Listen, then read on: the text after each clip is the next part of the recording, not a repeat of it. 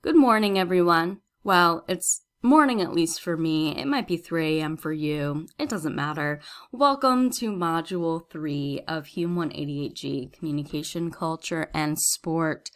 So this week we are going to talk about sports, but we're going to still talk about communication and culture with them. So this is really our final week of foundations where I want to make sure, to whatever extent possible, we are all on the same page with what these three terms mean in the context of this course. Now, you may still be confused, and that's okay. Like, truly, it's okay, because these ideas are probably just so out there and so brand new to you that they're really not going to make sense right away. And in my section of Hume 188G, and I think other professors feel this way too in core classes, we just want you to enjoy yourself learning. We want you to consider things that you haven't considered before. And again, the outcomes of a Hume 188 and the G added to it are things like interpreting texts, for finding those patterns of meaning. And from a communication perspective, the whole thing is finding those patterns of meaning. So those are the things that you're going to take away that are very concrete. But, there are going to be lingering questions about who fits into a culture and how are you in or are you out? And we'll try to answer some of those throughout the course, but it is not black and white. It is not clear cut. It is not a formula that you do and arrive at a solution. So in a humanities course, we're just thinking about ideas, we're pondering things, and we're staying curious. So I wanted to say that here in the beginning, that if you've been responding to the weekly reflections like, I don't get this, or this is confusing, number one, that is good feedback for me that, I can be better at my explanations. So thank you for the feedback. But also, that's kind of the point. So it's okay to be confused. Stay curious. Don't get frustrated, because there are no exams. There's nothing that you're expected to do in this class where you have to absolutely know categorically the answers to any of these questions. So I wanted to put that out there in the beginning, because I know what it feels like to be frustrated when you don't get something. But in some classes, not getting something can really impact, your grade. But that's not what's going to happen here. Not getting something means you're thinking, and that's what I want you to do. So in this lecture, we'll open with a review activity to get your brains in the mode for Hume 188G, Comm, Culture, and Sport. Then I'm going to talk briefly about the readings, but what I'll say is that I'm not going to go through the readings line by line. As we get into the semester, you're going to be reading a variety of things. Some of them are going to be scholarly texts. Some of them are going to be journalistic pieces like long-form journalism. And your close reading is going to be very important. And I can help facilitate that close reading with activities like the annotation assignment that we're going to do this week. And you can always ask me questions about the readings, and I can help you process them. And I can also record shorter videos that give an overview of the readings, and that's probably what I'll do. But in the lectures themselves, I'm not really going to get deep into them, because you should have read them before coming to this lecture, or you should at least have them open and available. So it's not like my lecture is going to follow along with the readings, which is why it's important to read them before the lecture, or even if you read them after the lecture. You are the one that's making the connections between the lecture and the readings. That's where the learning comes in. Even if you're confused about anything, you're making connections, and that's how I'm helping you understand these things. Anyway, Then we will talk about what does sports culture look like. And that will, again, be kind of a teaser and a preview because the whole rest of the course is about what sports culture looks like. But for week 3, we are just focused on understanding how communication and sport are related. Since last week, our focus was how communication and culture are related. And think about what the main takeaway was from week 2, which was communication and culture are the same thing. So what do you think the takeaway is going to be in this week? You don't have to type it. So a reminder, stay curious. So our opening review activity, pause the video or start typing and it will pause. Think of your favorite sport. Who do you consider to be a hero within that sport? And does anybody know who this person is on the left of the screen? So, but focus on the question. Who do you consider to be a hero within that sport? Just type the name. All right, great. So now this is something that I want you to just think about on your own. How did this sports hero or greatest of all time GOAT achieve that status of sports hero? So just think about it. How? And yes, I'm pausing on purpose.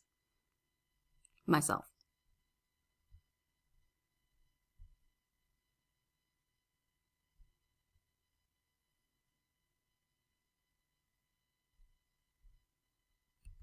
All right, I'm sure that was awkward, but we're having fun with it, right? So stats are not the whole story. I'm sure that's what many of you thought. And I am not in any way saying that stats are irrelevant. It's not what I'm saying. I'm saying that they're not the whole story. How does a sports hero become a sports hero? Debate. Communication, discussion, deliberation, argument, whatever you want to call it. It is communication, and we are debating this question of who the GOAT is, who the main hero is for maybe our school or our region. We have to decide that. Now, we're definitely going to refer to statistics and championships and all of those things that are incredibly important. But when we have debates like this, people are always going to bring in different aspects of this athlete's life, right? And that can be positive or negative. So, you can think of your own examples here, but some famous athletes who statistically, are looking like the GOAT, but from a personal character level are not so much a good role model. So we have to negotiate how are we are the stats the most important, or is the character the most important, or how do they balance out? The point is we decide it together. And there can still be disagreement. It doesn't mean that it's like groupthink and everybody only thinks the same thing. But when we have, let's say, options for the greatest of all time, even if we can't agree the greatest of all time, we can still agree on who's in the running to be the greatest of all time. So again, we are debating this. And again, from week 2, culture is something that is a residue of our communication. And when we're thinking about heroes or these symbols in sports, other things that are part of culture, we get them because we've communicated about them. So I hope it's evident in my voice how much I nerd out about this stuff. This is just so exciting to me. And I hope you're staying curious about it and not getting mad. So, again, shared meaning. So even if you're still completely confused by the concept of culture or who fits or what all of those different elements mean and how do we separate customs from traditions, don't worry about it. Just emphasize this in your brain. Human beings create meaning together. That meaning doesn't just come out of thin air. That meaning doesn't just come out of statistics. we've got to talk about other things. And that's how we get what we get. Oh my gosh, I'm getting chills. I'm so excited about this. So I really did get chills. Sports culture, and again, well, we're thinking about those graphics, those 9 elements, that core with the values and the symbols and the practices, all of that is what we share together and how we arrive there through communication. And again, different sports communities or cultures have different heroes or symbols. And there's some shared, there's some overlap. But again, our example about LR culture and what those traditions and rituals are, or what sports you most enjoy watching, that's all a result of shared meaning, right? And interaction with each other. We also debate what counts as a sport. So, one of the questions I got on the first week's lecture was, why aren't we talking about, or why isn't this class exploring what counts or what doesn't count as a sport? And that's an interesting question. These debates are fun to have, but the result of the debate doesn't matter. So in this class, we want to focus on how that debate works, or how the communication about that sport works. And I know it's going to still seem vague and very meta, and I know none of you are communication majors.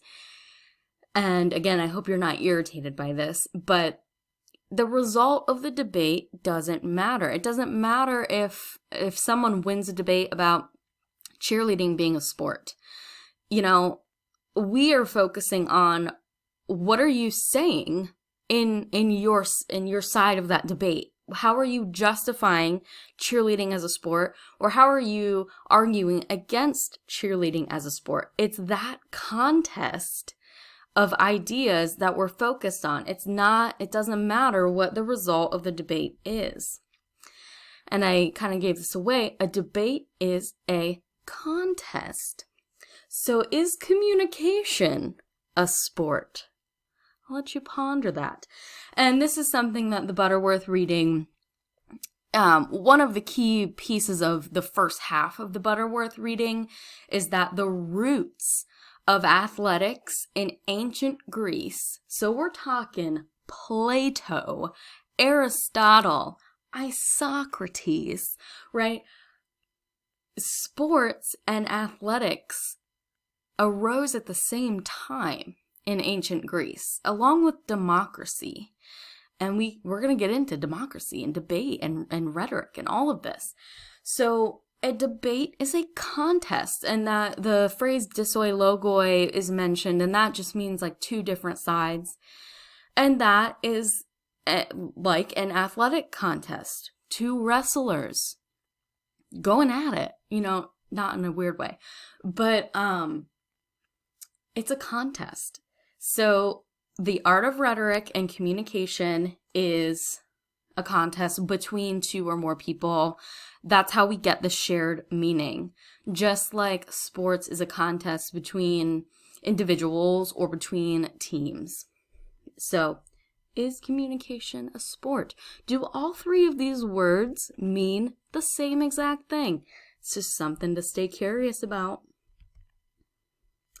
So in the other reading, what that reading is, it is a chapter from a textbook that I did not assign. I didn't assign the textbook, number one, because I don't want you to have to buy a textbook. This should receive applause. But also, no, not really. Like, it's the easiest thing I can do. But also, the book, like, they flat out say in the beginning that they're focused on the United States. And, you know, we're taking a global approach. But it is a good introductory chapter, which is why I had you read it. And one thing I want to just highlight is the definition here. People enact, produce, consume, and organize sport primarily as a communicative activity. So again, this should be flowing with exactly what we've been talking about with shared meaning and debate. That is how we engage in sport, how we produce it, how we reproduce it and represent it, how we consume it ourselves, and how we organize it, it's all a result of our communication. So again, culture as a residue of our communication. So who's involved in this? Is it just everybody? Rhetorical question. So this is from a different chapter of the book, and you don't have to read it, but we often think of these 4 major groups of communicators. So again, if sport is something that is a result of our communication, well, who is doing it? We've got participants, organizations, media, and fans. All 4 of these groups are communicators. So whether you are just casually engaging in sports, or maybe more organized intramurals or amateur athletics or professional sports, participants are creating meaning together about their sport, about what teamwork means, about what their sport or what their team culture is for the university or the region. Organizations, these are things like your conferences, right?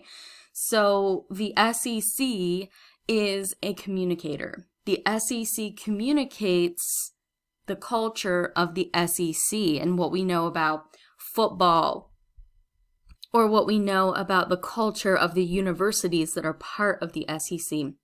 So it's the same thing at the professional level with the different leagues and federations. So the SEC is a communicator at the organizational level, and like Trevor Lawrence is a communicator on behalf of the SEC at the participant level. Then we have the media, and these are the people in front of the camera, the anchors, the sideline reporters. These are the people behind the cameras actually doing the work to broadcast a sport or to do editing of a sports piece. And then we have jobs that combine the two. But the media is a communicator. And we're going to talk about the media later this semester for a couple weeks. And then we have fans as communicators. We have the first person supporter, the person that is at every single home game, has tickets or season tickets. And then they are a communicator about their love of the team and about their dedication to the team or the culture. Then we have home dwelling devotees, the people that, season tickets are expensive, no judgment, but they're tuning in to every single game at home in front of their TV. And then we have social sports addicts who engage in sports culture as a fan to be with others. And that's a totally legitimate reason to be a sports fan, is that it is an amazing sense of community and the social aspect of it. Participating in those rituals like the fight songs or the chants or shaking your keys to, on third down, that is fun and it's social. So a brief aside, and I'm not going to get too deep into this. This is something that I should have presented to you in week 1 when I was discussing play games, contests, and sports. This is a trialectic, so don't worry about what that word even means, but it's triangle, right? There are 3 different ways that we can think about how to categorize sport. We've got achievement sport, which is focused on the production of results, winning medals, earning money for a living, or achieving fame. Then we have fitness sport, where this is really where you're trying to improve your physical fitness. So you're lifting for the sake of lifting, whereas you could be a competitive power lifter, but you don't have to. Like some people just want to lift weights because they want to condition their body. And that's what welfare sport means. So welfare has really negative connotations politically, but welfare is just another way of saying well-being, right? So think about that. So we're participating in sport because it's making our bodies better. And then we have body experience, which is really meta, and this is just about moving and the way it feels to move. So you're not even necessarily concerned with improving your body, but moving your body feels good. Or if you're going on a trail run, being in the woods feels good. It's nourishing. Whatever it is, it really is that sensual experience, not in a bad way, but like you're sensing, you're engaging all of your senses. And so they do use running as the example, where you could be a competitive runner, or you could just be focused on running to improve your bodily form, to exercise, or you could be focused on that sensory experience where it is something that makes you feel good just doing it. So again, this is just ways for you to think about how to categorize sport. So again, we're not focused on the debates about what is or isn't a sport, but something like this diagram just helps us categorize things a little differently. And you can see this trialectic of sport does have the physical component of it, whereas some of the debates about sports are like chess, where like, is there a physical component? Or something like esports. Is there a physical component? They sweat a lot, don't they? So we can think about that. All right, so let's take a pause. How do you identify what motivates you as a participant or a fan? So do you identify as a participant, as an athlete, or as a fan, or both, and why? And you can think about that prior graphic as motivations as well, like achievement, fitness, or the sensual experience, body sensuality experience. I know that sounds really inappropriate, but it really just means like your senses. So how do you identify what motivates you? And you don't have to use what was on that graphic either. You can have a billion different motivations. Just what are they? All right, so I'm looking forward to reading all of your responses about how you identify and why. So for me, one of my biggest motivations for being a sports fan was always that community aspect of it. So maybe I would consider myself a social sports addict, but at the same time, I really enjoy watching sports, right? It's interesting to me. You know, I still pay attention to the game. So you can be, of course, a combination of those different types of fans. But then also now, as a professor, someone who teaches this, I'm motivated by how fascinated I am with the culture of sports, which is why we're here today. So you might have said something along the lines of, you know, you're motivated because sports build character or teach you teamwork, other things. We could consider those things attitudes, beliefs, and values. So thinking about how do sports influence us related to these things, now I want you to pause and answer in the chat, what does an athlete or fan believe in or value? What attitudes do athletes or fans have toward life? What do sports teach us? Just type one thing. I know there's a billion things that sports teach us, but what is one thing that we get through participating in sports, either as a participant or as a fan? So some of you may have included some words like this: fair, sportsmanship, commitment, determination, being tough, teamwork, integrity. All of those things are values and beliefs of sport. So that is part of sports culture, these beliefs and these values, what you learn from it. That is culture coming into you. And different teams have different cultures. Different sports have different cultures, just like in our beginning example where different sports have different heroes and different conceptions of who the greatest of all time is. All right, so now's a good time to take a break. All right, welcome back. I hope you've been enjoying this lecture so far. We are going to wrap it up in the next few minutes. So before the break, we were talking about what values sports communicate. So things like teamwork or sportsmanship or integrity, whatever it is, there's literally a billion things. So now let's look at a text and how a text communicates those different things. So one of the things you'll be doing in Hume 188G is that you'll be looking at texts. And again, those texts can be like what we're going to watch here, a short video advertisement, or they might be a longer piece of writing or a piece of literature. And you also may know some texts that are ringing a bell in your mind about like, oh yeah, like that thing that I saw, that really does say something about the culture of sports. So anyway, this is an example of how a text can communicate different aspects of sports culture. So what I want you to think about, issues of identity, issues of environment, and these are things that we haven't learned about explicitly yet, but you can kind of just get an idea for it by watching this.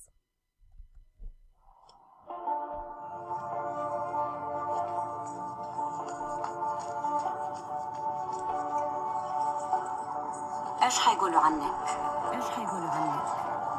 انك مو المفروض تكوني هنا. انه دا وليكي. انه دي ما هي لعبتك. او يمكن يقولوا انك قوية. انه ما حد يقدر يوقفك. انك حتلاقي طريقك.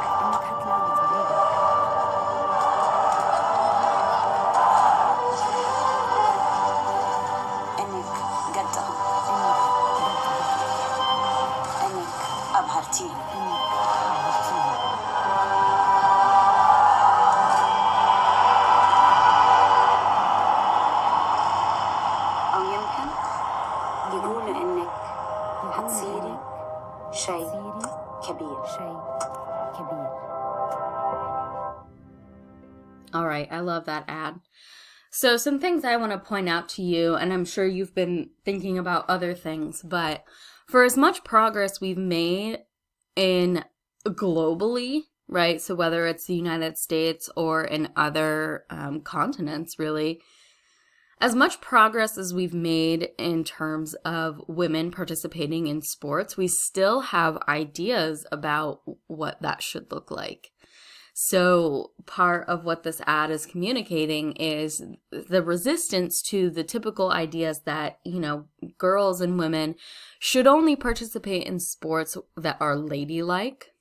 And also just stereotypes about women participating in sports. So the whole ad, it's supposed to be inspirational, and obviously is, but we're looking for the ideas that are communicated through that ad. So the one that I just wanted to highlight was pushing back against the narrative that girls and women should participate in sports that are ladylike or that are appropriate for women. And that's an idea that still holds today, even if it's buried a little deeper.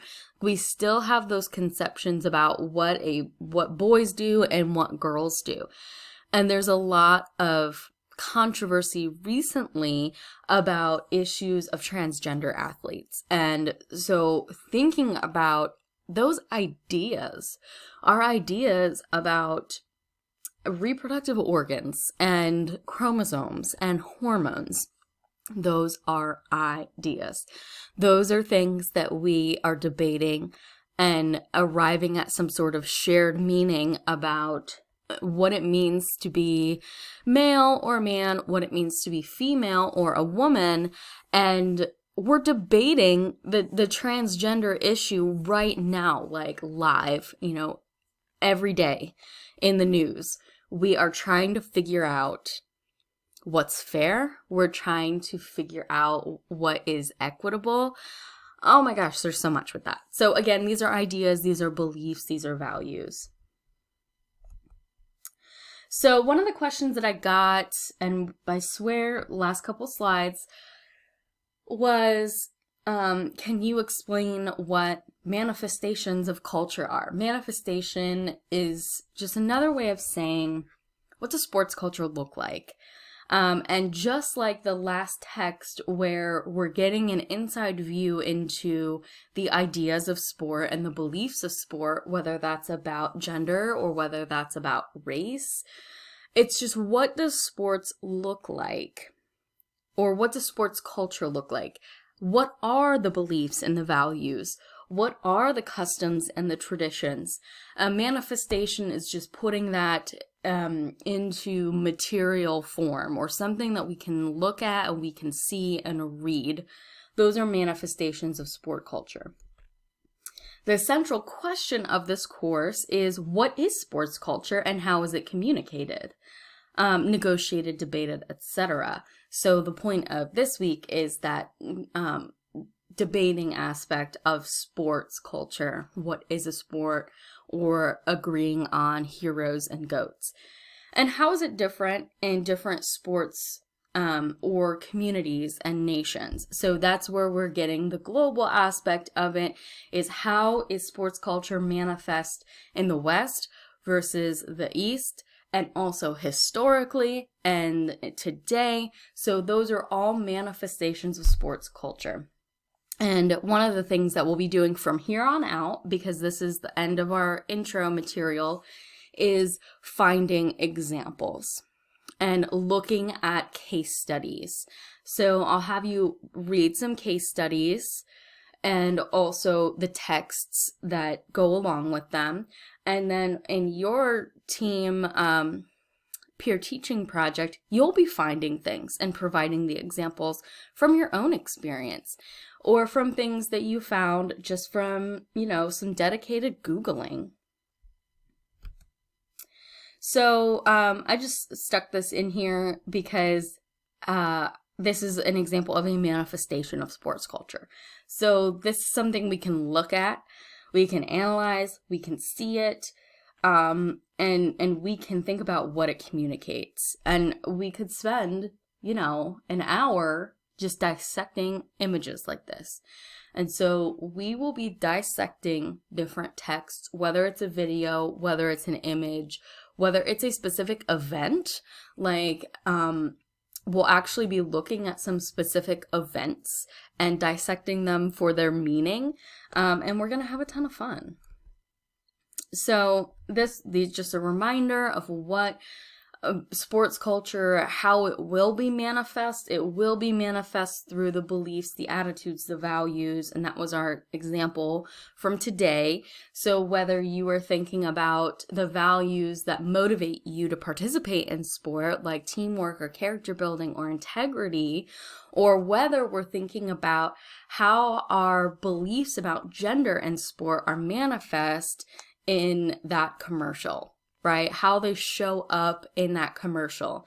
And they're showing up by being debated and by being pushed back against. So this is just a reminder slide of how culture can be manifest and what we'll be looking at.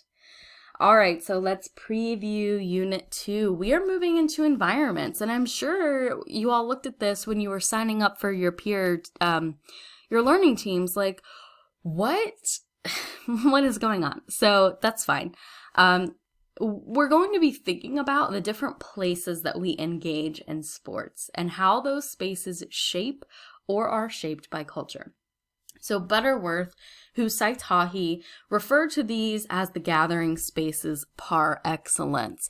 So we're going to look at some ancient places of contest. So like the Colosseum, for example.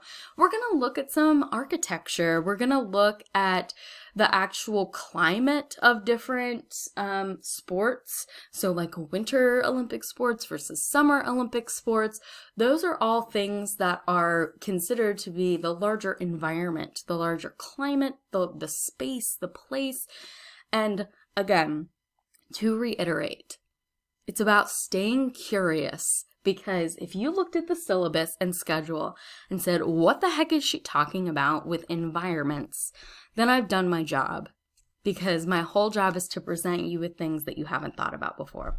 So thank you for hanging with me for the week 3 lecture. I really enjoyed this one. I enjoy all of them. I spend a lot of time putting them together So if they are late sometimes in the week, it's because I'm really, really dedicated to making it good, as good as it can be. So for week 3, you are doing collaborative reading notes. On the Butterworth reading, you're going to analyze a different example using what we've learned this week. You'll meet your learning team in, a basic Canvas discussion, and you're going to stay curious. That should be the tagline of the course. So have a great rest of your week, and I'm here if you need me.